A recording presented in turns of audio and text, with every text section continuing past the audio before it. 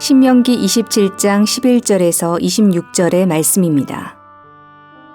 모세가 그날 백성에게 명령하여 이르되 너희가 요단을 건넌 후에 시므온과 레위와 유다와 이사갈과 요셉과 베냐민은 백성을 축복하기 위하여 그리심산에 서고 르우벤과 갓과 아셀과 스불론과 단과 납달리는 저주하기 위하여 에발산에 서고 레위 사람은 큰 소리로 이스라엘 모든 사람에게 말하여 이르기를 장색의 손으로 조각하였거나 부어 만든 우상은 여호와께 가증하니 그것을 만들어 은밀히 세우는 자는 저주를 받을 것이라 할 것이요 모든 백성은 응답하여 말하되 아멘 할지니라. 그의 부모를 경홀히 여기는 자는 저주를 받을 것이라 할 것이요 모든 백성은 아멘 할지니라. 그의 이웃의 경계표를 옮기는 자는 저주를 받을 것이라 할 것이요 모든 백성은 아멘 할지니라. 맹인에게 길을 잃게 하는 자는 저주를 받을 것이라 할 것이요 모든 백성은 아멘 할지니라. 객이나 고아나 과부의 송사를 억울하게 하는 자는 저주를 받을 것이라 할 것이요 모든 백성은 아멘 할지니라. 그의 아버지의 아내와 동침하는 자는 그의 아버지의 하체를 드러냈으니 저주를 받을 것이라 할 것이요 모든 백성은 아멘 할지니라. 짐승과 교합하는 모든 자는 저주를 받을 것이라 할 것이요 모든 백성은 아멘 할지니라. 그의 자매 곧 그의 아버지의 딸이나 어머니의 딸과 동침하는 자는 저주를 받을 것이라 할 것이요 모든 백성은 아멘 할지니라. 장모와 동침하는 자는 저주를 받을 것이라 할 것이요 모든 백성은 아멘 할지니라. 그의 이웃을 암살하는 자는 저주를 받을 것이라 할 것이요 모든 백성은 아멘 할지니라. 무지한 자를 죽이려고 뇌물을 받는 자는 저주를 받을 것이라 할 것이요 모든 백성은 아멘 할지니라. 이 율법의 말씀을 실행하지 아니하는 자는 저주를 받을 것이라 할 것이요 모든 백성은 아멘 할지니라. 할렐루야. 오늘도 하나님의 말씀과 함께 승리하는 복된 하루가 되시기를 바랍니다. 오늘 본문 말씀은 어제 말씀에 계속해서 이어져서 이스라엘 백성들이 행해야 할 일들에 대해서 언급해 주고 있습니다. 어제 살펴본 말씀에서 이스라엘 백성들은 가나안 땅에 들어가서 에발산에 돌비와 또 돌단을 쌓으라 라고 하는 그런 명령을 받았습니다. 그리고 이어서 그날 백성들에게 또 다른 명령이 주어집니다. 12절 말씀을 보면은 너희가 요단을 건넌 후에 시므온과 레위와 유다와 이사갈과 요셉과 베냐민은 백성을 축복하기 위하여 그리심산에 서라 라고 말씀합니다. 그리고 13절 말씀에서 르우벤과 갓과 아셀과 스불론과 단과 납달리는 저주하기 위하여 에발산에 서라 라고 말씀합니다. 6개 지파씩 한쪽은 그리심산에 또 한쪽은 에발산에 서고 14절 말씀에 보니까 레위 사람들은 큰 소리로 이스라엘 모든 사람에게 저주를 말합니다. 이때 백성들은 레위인들이 저주를 말할 때마다 아멘으로 화답해야 한다 라고 하는 것이 본문 말씀의 내용입니다. 일단 여기에서 우리가 먼저 알아야 할 것은 그리심산에 선 6지파들은 축복을 받고 또 에발산에 선 6지파들은 저주를 받게 되어 있는 것은 아니라는 점입니다. 이렇게 나눠서 선 것은 상징적인 것으로 그렇게 세워진 것입니다. 그리고 또 한 가지 생각해야 할 것은 축복에 대한 내용은 빠져 있다는 것입니다. 그리심산에 6지파가 축복을 하기 위해 그렇게 서 있고 레위인들이 이렇게 하면은 복을 받으리라 라고 하면은 백성들이 아멘으로 화답하고 이런 축복의 내용이 들어있어야 될 텐데 이 부분은 생략되어 있습니다. 저주에 대한 내용만 본문 말씀에 나옵니다. 그리고 한 가지 본문 말씀을 통해서 또 알 수 있는 것은 저주에 해당되는 그 내용들을 살펴보면은 모두 다 십계명에 들어있는 그러한 내용들이고 또 십계명을 지키지 않은 죄에 해당되는 그러한 내용들임을 우리가 볼 수가 있습니다. 15절 말씀부터 저주의 말씀이 나오는데 15절 말씀을 읽어보겠습니다. 장색의 손으로 조각하였거나 부어 만든 우상은 여호와께 가증하니 그것을 만들어 은밀히 세우는 자는 저주를 받을 것이라 할 것이요 모든 백성은 응답하여 말하되 아멘 할지니라. 우상을 만드는 자는 저주를 받을 것이라고 말씀을 하십니다. 우상 숭배, 이것은 하나님께서 가장 싫어하시는 것입니다. 10계명의 1계명과 2계명이 바로 이것입니다. 너는 나 외에는 다른 신들을 내게 두지 말라. 너를 위하여 새긴 우상을 만들지 말고 또 위로 하늘에 있는 것이나 아래로 땅에 있는 것이나 땅 아래 물속에 있는 것에 어떤 형상도 만들지 말며 그것들에게 절하지 말며 그것들을 섬기지 말라. 이 말씀에 이어서 16절 말씀은 이렇게 기록되어 있습니다.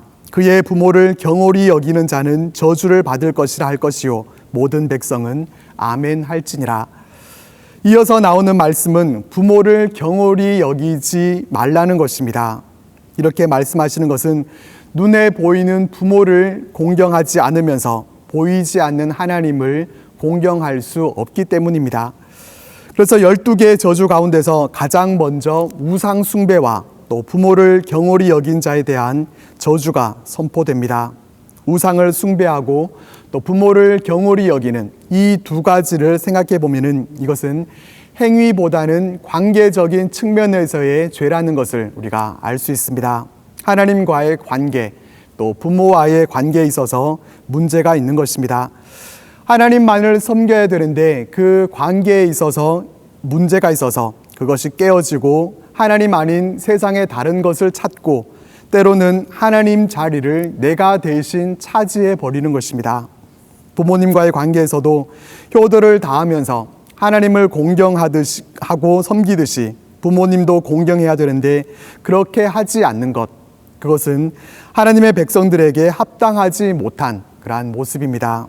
이 관계에 있어서 문제가 있고 올바르게 행하지 못하는 것, 그것이 죄이고 또 저주를 받게 된다고 하십니다. 17절에서는 이웃의 경계표를 옮기는 자가 저주를 받을 것이고 또 18절에서는 맹인에게 길을 잃게 하는 자가, 또 19절에서는 객이나 고아나 과부의 송사를 억울하게 하는 자는 저주를 받을 것이다 라고 말씀을 하십니다. 이 세 가지의 공통점은 무엇입니까? 모두 이웃 사랑에 대한 계명입니다. 특별히 여기서는 약자들에 대한 억압을 하나님께서 금하고 계시는 그러한 모습을 볼 수가 있습니다. 우리가 믿고 있는 하나님은 어떠한 분이십니까? 우리가 믿고 있는 하나님은 약자들을 위하시는 그런 하나님이십니다. 성경에 스스로 하나님은 고아의 아버지라고 그렇게 말씀을 하십니다. 하나님은 약자들의 하나님이 되셔서 그들을 철저하게 보호하시고 또 위하시는 그런 모습을 우리는 성경 곳곳에서 보게 됩니다. 그렇기 때문에 하나님의 백성들은 사회적 약자들에 대해서 우리의 아버지이신 하나님과 같이 동일한 마음과 태도를 가져야 합니다. 우리의 이웃을 우리는 해하고 억울하게 만드는 그러한 자들이 아니라 우리가 있음으로 인해서 우리의 이웃들이 행복한 그러한 세상의 복이 되어야 합니다. 20절에서 23절 말씀은 하나님께서 세우신 질서를 어지럽히고 또 관계를 깨뜨리는 것은 저주받을 일이라고 그렇게 말씀해 줍니다. 아버지의 아내와 짐승과 그리고 근친상간하는 것을 하나님께서 금하시는 것을 보게 됩니다. 하나님께서 우리 가운데 정하신 질서와 규칙이 있습니다. 한 남자와 여자가 만나서 결혼을 하고 한 가정 안에서 이렇게 행복하게 살아가도록 하나님은 계획하시고 만드셨습니다. 그런데 20절에서 23절 말씀에 언급된 내용들은 하나님께서 정하신 관계와 질서를 깨뜨리는 것들입니다.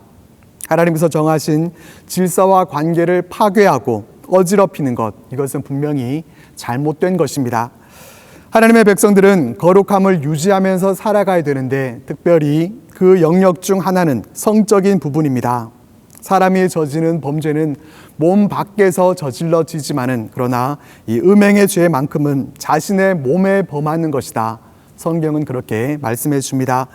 우리의 몸은 단순한 신체가 아니라 하나님께서 거하시는 성령의 전입니다.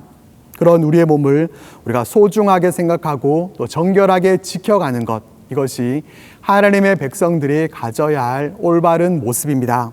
우리는 성전된 우리의 몸으로 어떻게 하나님께 영광을 돌려야 할 것인가 하는 것을 생각하면서 살아가야 할 것입니다. 24절에서 25절에서는 이웃을 암살하거나 또 뇌물을 받고 무죄한 자를 죽인 사람을 저주를 받는다라고 말씀하십니다. 10계명에서 여섯 번째 계명, 살인하지 말라라고 하는 이 계명에 해당됩니다. 생명의 주인은 하나님이십니다. 그런데 이것을 무시하고 내가 우리의 이웃을 해할 수 있다라고 생각하는 것은 스스로 하나님이 되어버리는 것입니다. 죄로 인해서 사람과의 관계가 깨어지게 되면 이렇게 비인격적인 그러한 범죄로 이어지게 됩니다. 하나님의 형상으로 지어진 다른 사람을 해치고 또 죽이는 일은 사람을 사람으로 대하지 않고 또 짐승이나 물건처럼 그렇게 대하는 것이고 잘못된 것입니다. 우리는 우리의 이웃을 죽이는 자가 아니라 살리는 자가 되어야 합니다. 마지막 26절 12번째로 모세는 이 모든 율법의 말씀을 실행하지 않는 자는 저주를 받을 것이라고 다시 한 번 더 분명하게 선포합니다. 그리고 이스라엘 백성들은 그 말씀에 아멘으로 화답해야 했습니다. 아멘으로 화답하면서 말씀대로 이루어지기를 원한다고 하는 그 고백을 통해서 백성들은 축복과 저주, 이 모든 것이 하나님의 말씀에 달려 있다는 것을 다시 기억할 수 있었습니다. 우리는 하나님의 말씀 앞에 어떠한 태도를 갖고 있습니까? 혹시 우리는 우리 마음에 드는 말씀만 골라서 축복과 우리 귀에 듣기 좋은 말씀만 믿고 아멘으로 화답하지는 않습니까? 하나님의 말씀 안에 축복과 저주, 이 두 가지가 함께 있음을 우리는 다시 한번 우리 마음 가운데 새겨야 할 것입니다. 하나님의 백성에게 순종과 불순종 사이에 회색지대는 존재하지 않습니다. 축복과 저주 사이에 그리심산과 에발산 사이에 대충 중간 어디쯤이라고 하는 것은 있지 않습니다. 우리는 모든 하나님의 말씀 앞에 날마다 겸손히 아멘으로 화답하면서 하나님 말씀에 순종하는 그러한 삶으로 나아가야 합니다. 분명한 것은 하나님은 우리가 저주가 아니라 복을 받기를 원하신다는 사실입니다. 하나님의 거룩한 백성답게 우리가 하나님 말씀에 순종함으로 나아가서 하나님께서 예비해 두신 그러한 귀한 축복과 은혜들을 우리 삶 가운데서 날마다 누리면서 살아가게 되기를 바랍니다. 기도드리겠습니다. 하나님, 우리가 늘 하나님의 말씀을 소유하며 살아갈 수 있도록 도와주시고 말씀에 순종하며 살아갈 수 있도록 하나님 함께하여 주옵소서. 우리가 듣기 좋은 말만, 축복의 말씀만 아멘으로 화답할 것이 아니라 저주의 말씀도 하나님의 말씀임을 우리가 다시 한번 기억하며 하나님의 말씀을 우리 마음 가운데 다시 한번 새기며 우리가 에발산의 선자들이 아니라 축복의 그리심산의 선자들로 살아갈 수 있도록 하나님 우리의 삶을 이끌어 주옵소서. 하나님께서 우리가 저주가 아니라 축복의 사람들로 살아가기 원하신다는 것을 마음 가운데 새기며 축복의 사람들로 복의 사람으로 살아갈 수 있도록 우리의 삶 가운데 성령으로 함께하여 주시고 우리의 인도자 되어 주옵소서. 예수님 이름으로 기도드립니다. 아멘.